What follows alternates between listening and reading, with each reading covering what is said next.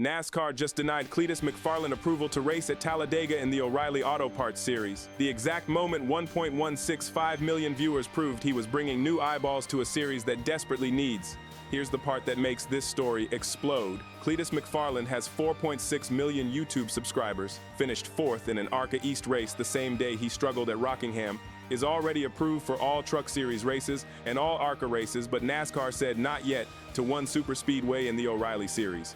Meanwhile, veteran drivers spin, crash, overdrive corners, and miss pit road marks every single week and still get trusted with the next big stage. Richard Childress called him great for the sport. Mark Martin said he can drive. NASCAR's own executives said, we're all huge Cleetus fans. And then Steve O'Donnell denied. Him, anyway. If NASCAR admits Cleetus is good for the sport, why did they slam the brakes on him at the exact moment the ratings proved he was working? And what did Steve O'Donnell just say that changes everything? April 4th, 2025, Rockingham Speedway. Cleetus McFarland, real name Garrett Mitchell, runs 2 NASCAR-sanctioned races in one day. ARCA East Series race first, finishes fourth. Stays on the lead lap. Keeps the car clean.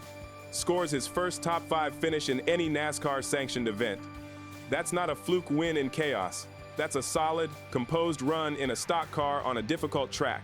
Later that same day, the O'Reilly Auto Parts Series race exposes how much harder the next level really is. He starts 35th, gets loose several times, serves a speeding penalty, spins on lap 206, still manages to finish 32nd, 6 laps down, but brings the car home mostly intact. That's not greatness, but it's not nothing either. Shortly after, Cleetus applied for approval to run the O'Reilly Series race at Talladega Superspeedway. NASCAR reviewed his entire resume, including Rockingham, his 4 ARCA starts in 2025, his best finish of 10th at Talladega in 2024, and his 6-lap truck debut at Daytona 2025 that ended early. NASCAR's decision, denied. The reason given, NASCAR wants to see more progression in the O'Reilly Series short tracks before approving him for a superspeedway in that specific series.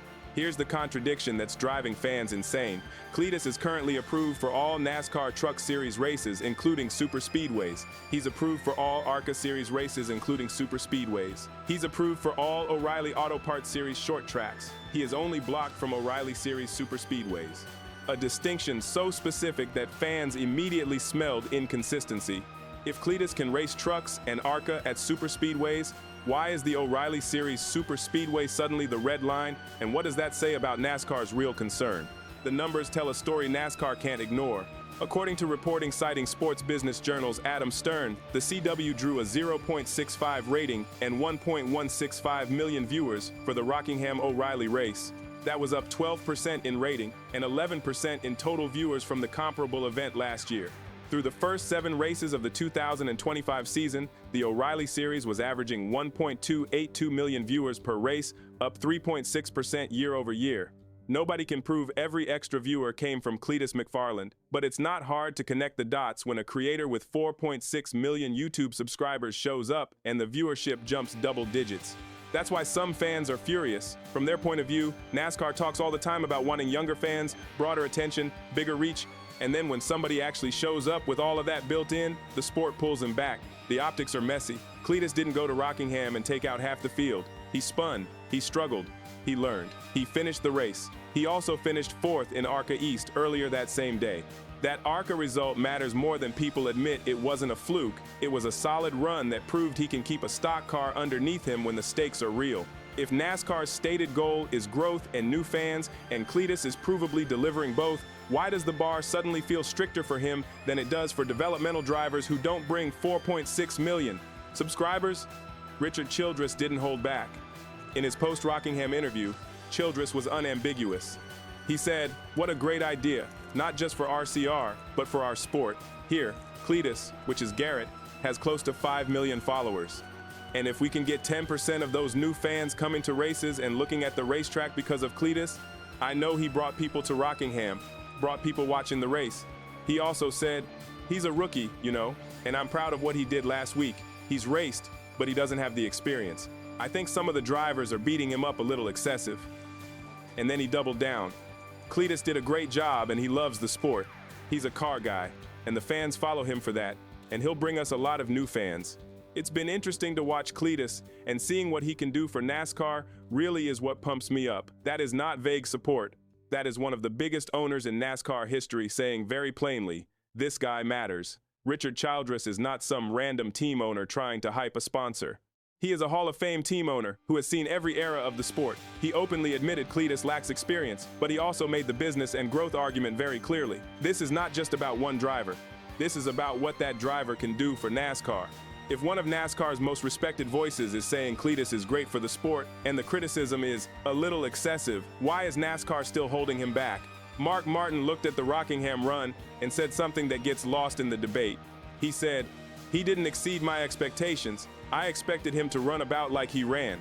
It was a tremendous challenge. He still got over his skis multiple times, but his driving talent saved it.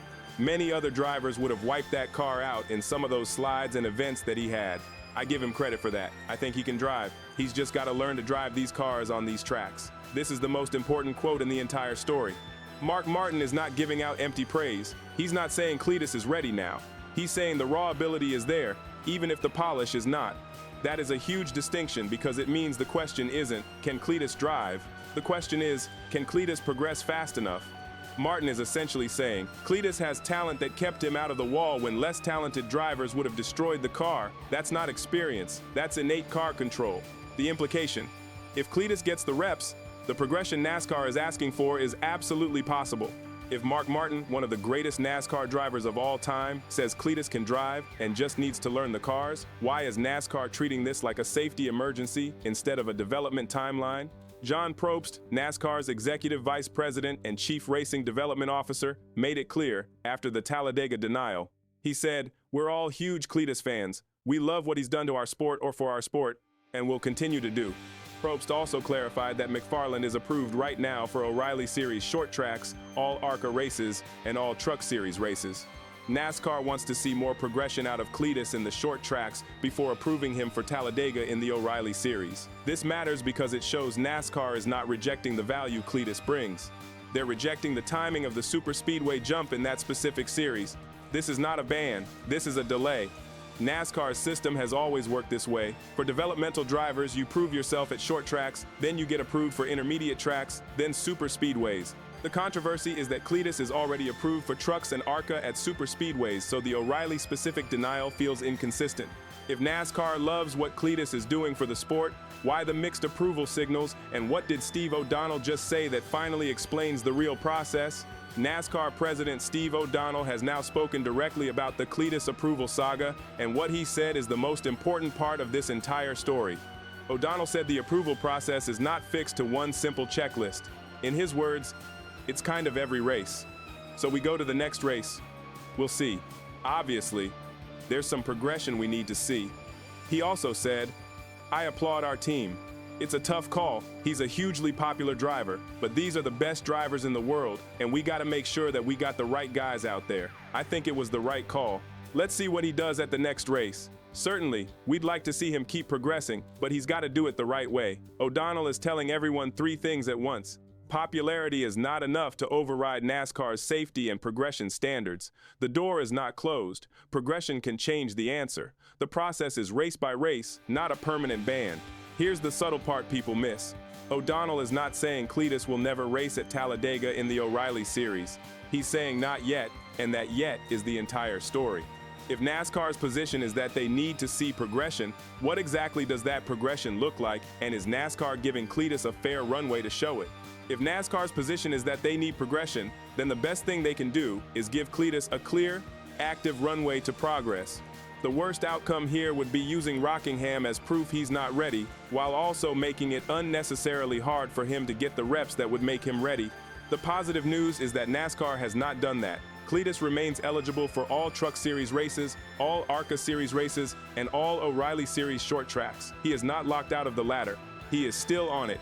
And honestly, that may be the smartest compromise. Let him stack more races, let him run more trucks, let him run more ARCA, let him keep doing the exact thing O'Donnell and Probst are asking to see. If he goes out and keeps the car underneath him, sharpens the racecraft, and avoids the kind of control losses that happened at Rockingham and Daytona, then the pressure on NASCAR to approve him for the next superspeedway opportunity will get much stronger. His current resume includes 4 ARCA starts in 2025, a best finish of 10th at Talladega in 2024, a truck debut at Daytona 2025 that ended after 6 laps, a 4th place ARCA East finish at Rockingham, and a full O'Reilly race completed the same day. That's not enough yet for NASCAR, but it's also not the resume of somebody who's just messing around. If Cleetus keeps running clean races and showing progression, what exactly will NASCAR say the next time he applies for Talladega, and will they have any argument left? The controversy here is not really about Cleetus McFarland's skill level. It's about what NASCAR values more: short-term safety standards for a single driver in a single race, or long-term growth from a creator who is provably bringing new fans into a series that desperately needs them. Some fans think NASCAR is being smart, protecting the field, protecting Cleetus, and making sure he's truly ready before putting him in a superspeedway pack race. Other fans think NASCAR is moving too slow on a driver who is already bringing new life and new fans into the sport, and that the denial sends the wrong message to creators who might consider racing next. Both sides have merit. Safety matters, progression matters, but so does growth, so does attention. So does proving to the next generation of digital creators that NASCAR will meet them halfway if they're serious. Here's the question I'm leaving you with. Is NASCAR being smart by making Cleetus prove himself further, or are they moving too slow on a driver who is already bringing exactly what the sport says it wants? If Cleetus keeps stacking clean races in trucks, ARCA, and O'Reilly short tracks, will NASCAR have any argument left to deny him the next time he applies for a superspeedway? Drop your answer in the comments. Like this video. Subscribe, turn on notifications, because whether you think Cleetus is being rushed or unfairly held back, this story is clearly far from over, and the next chapter starts the moment he straps into the next car.